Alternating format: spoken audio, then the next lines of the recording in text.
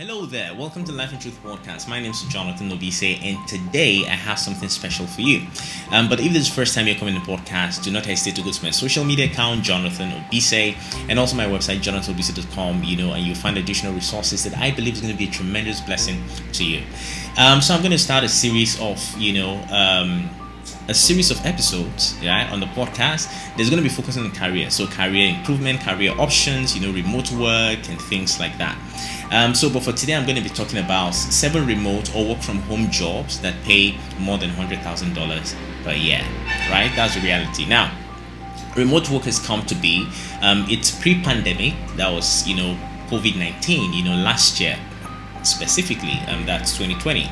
You might be watching this video, maybe at a time when 2020 is long gone. Well, however, so pre-pandemic, the number of jobs, the number of remote work or the rate of remote work, was low. You had a lot of people work remotely, but because of the pandemic and also post-pandemic, a lot of organizations are realizing that hey, we can actually do without our staff. A lot of our staff come in, to the office. They can do a lot of their work, from home or remotely. And of course, there are a lot of benefits for the company, there are a lot of benefits for organizations, and there are also a lot of benefits for people. However, there are a lot of things also involved. You need discipline to be able to really work remotely and still deliver on the job, right? So the 7 careers I want to share today, the first one I want to talk about is, data analyst.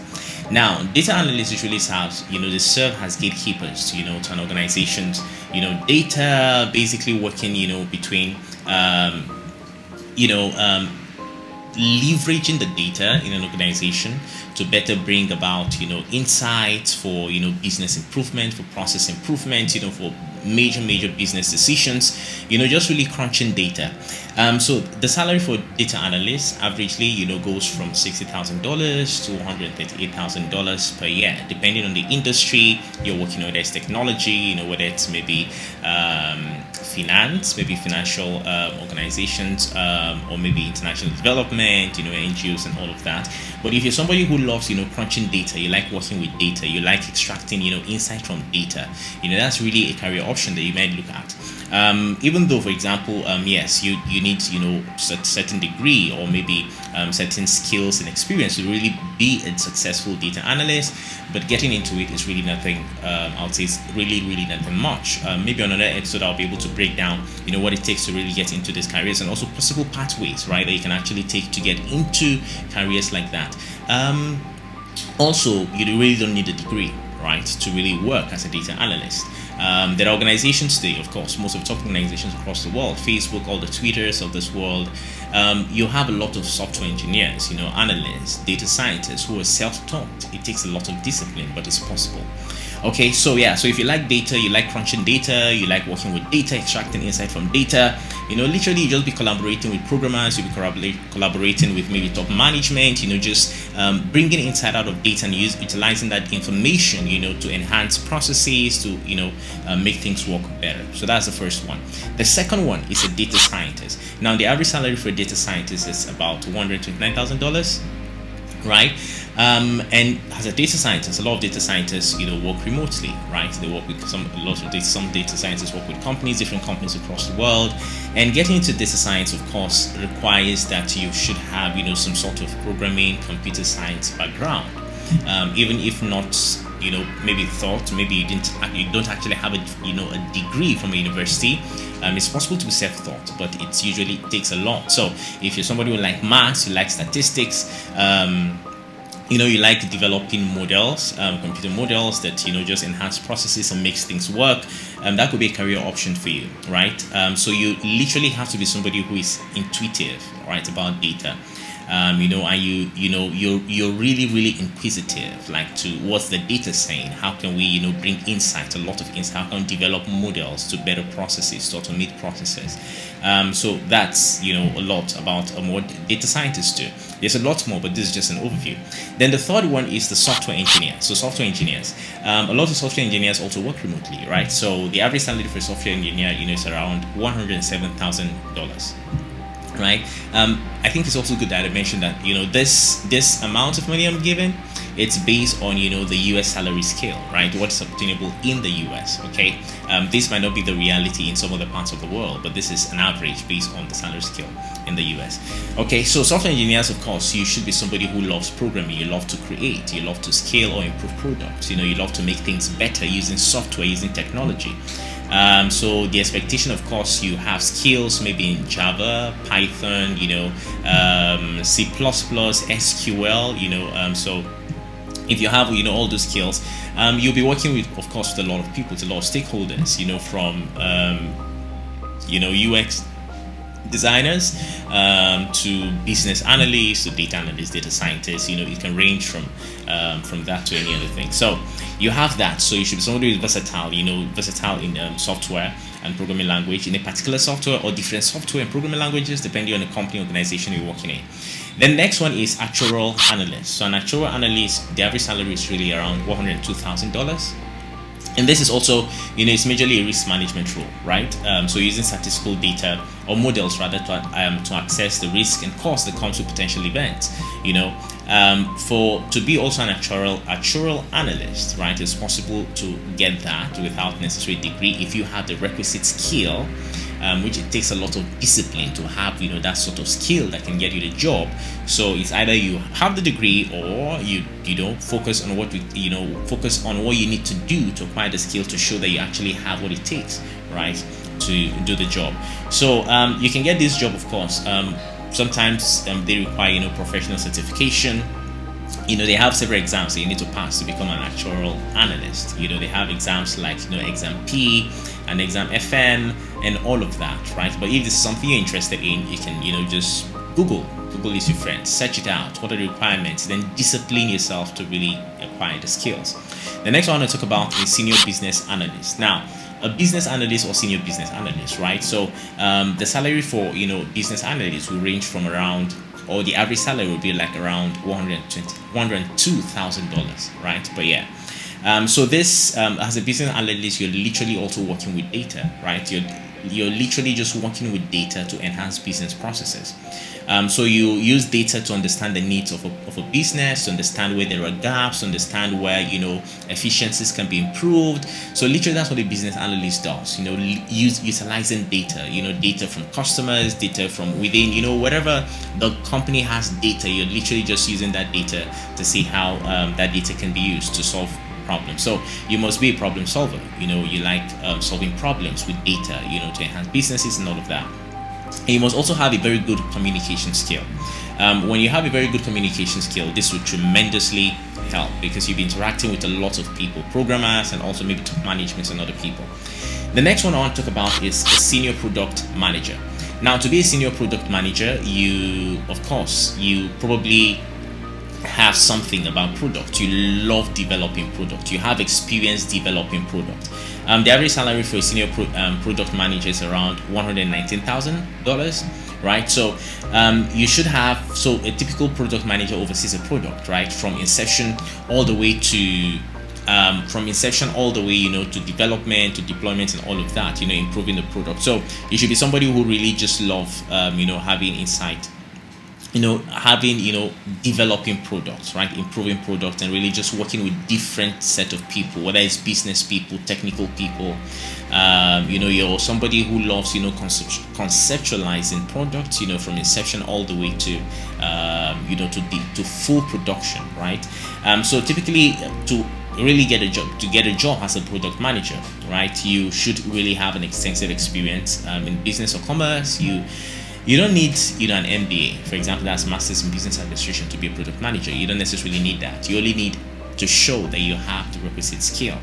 Then you should also, of course, understand technical processes. You should have experience with that because you're going to be working with technical people. So you should have some understanding of what you're saying, the jargons they use, and how things literally work there. And of course, you should have very good business and marketing acumen. It's important. So you develop products, you have to put those products out, you have to push it to the market, you have to really get the product out so people can use the product. So you must have those skills to really be successful. And then second to last, what I want to share, it's a US architect. Now, user experience architect, that's the meaning, right? So the average salary for user experience architect is around $117,000. And you really, just need to be somebody who loves conceptualization, right? You can conceptualize a product, you can conceptualize ways a product can be improved, you can actually find ways to make things better, right? To just enhance the user experience. Literally, you think like users. If this is you, you're obsessed about, just making users love products, love designs, improve, the flow, the workflow, and all of that. This could be a career that you could consider, right? So you should be somebody who just loves contextualization, improving websites, mobile app applications, the experience of users, reducing the number of clicks, reducing the number of workflows the user has to sort of meander before getting to what they need to do. So this could be something that you love. So usually the job is a hybrid of a designer and a programmer, right? So it's usually a hybrid in between there. So it's expected that you have skills in web design, in programming, front and back end, and a solid understanding of user functionality. You're literally obsessed with that. So it doesn't also hurt to have maybe a bachelor's, right, or a master's maybe in computer science to get into this, or maybe a master's or bachelor's in design. But it's not a necessity, right? If you have the requisite skills. There are a lot of people who develop these skills by being just self-taught and really just working on stuff, and over the years they have the requisite experience to get into these roles. So you need a degree. Well, if you have a degree, fine, but if you don't have a degree, then you have to really do the work of what it takes to get into that.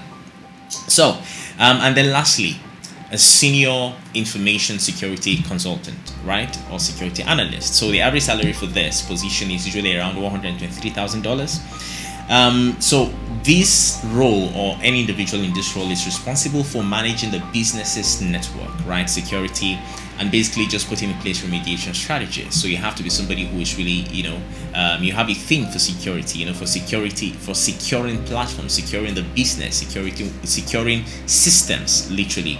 And also, of course, analyzing risk, and also putting in place strategies, to mitigate those risks.